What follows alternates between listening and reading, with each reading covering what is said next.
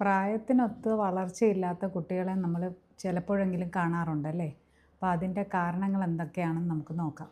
പ്രധാനമായ കാരണങ്ങൾ ഒന്ന് ജെനറ്റിക്സ് ആയിരിക്കാം. അവരുടെ അച്ഛനമ്മമാർ ഹൈറ്റ് വളരെ കുറവാണെങ്കിൽ കുട്ടികൾക്കും ഹൈറ്റ് കുറഞ്ഞിരിക്കാൻ തന്നെയാണ് സാധ്യത. പിന്നെ രണ്ടാമത്തെ കാരണം അവരുടെ ഇൻട്രായൂട്രൈൻ ആയിട്ടുള്ള കോസസ്, അതായത് ജനിക്കുമ്പോൾ തന്നെ അവർക്ക് വെയിറ്റ് വളരെ കുറവ്.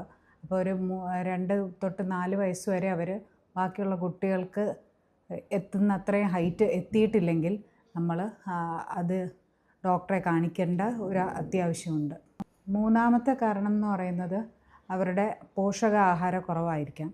അവരുടെ എടുക്കുന്ന ആഹാരം ചിലപ്പം ദഹന പ്രക്രിയ ശരിയാവാത്ത കാരണങ്ങളോ അല്ലെങ്കിൽ ചിലപ്പോൾ അവർക്ക് വേറെ എന്തെങ്കിലും ഒരു പ്രശ്നങ്ങൾ, പ്രത്യേകിച്ച് coeliac disease, inflammatory bowel disease, അങ്ങനത്തെ കുറച്ച് പ്രശ്നങ്ങളുള്ള കുട്ടികളാണെങ്കിലും അവർക്ക് വളർച്ച കുറവ് വരാൻ സാധ്യതയുണ്ട്.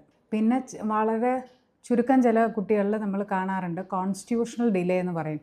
അതായത് അവർ നോർമലി അവരുടെ കൂടെയുള്ള കുട്ടികളെ വെച്ച് നോക്കുമ്പോൾ ക്ലാസ്സിലൊക്കെ ചെറുതായിരിക്കും, പക്ഷേ അവർ പിന്നെ അങ്ങ് ഗ്രോത്ത് ക്യാച്ചപ്പ് ചെയ്യും. അവരുടെ പ്യൂബർട്ടി അറ്റൈൻ ചെയ്യുമ്പോഴത്തേക്കും ഗ്രോത്ത് ക്യാച്ചപ്പ് ചെയ്യും.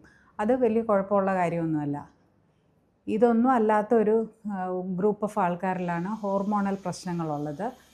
ഒരു തൈറോയ്ഡ് ഹോർമോണിനോ അല്ലെങ്കിൽ ഒരു ഗ്രോത്ത് ഹോർമോൺ ഡെഫിഷ്യൻസിയോ ഒക്കെ ഉണ്ടെങ്കിലും നമ്മൾ കുട്ടികളെ വളരെ വളർച്ച കുറവുള്ളതായിട്ട് കാണാം. കാരണം തൈറോയ്ഡ് ഹോർമോൺ നമ്മളുടെ വളർച്ചയെ വളരെയധികം ബാധിക്കുന്ന ഒരു ഹോർമോണാണ്. അതുപോലെ ഗ്രോത്ത് ഹോർമോൺ കുറവാണെങ്കിലും കുട്ടികളിൽ വളർച്ച കുറവ് കാണാറുണ്ട്.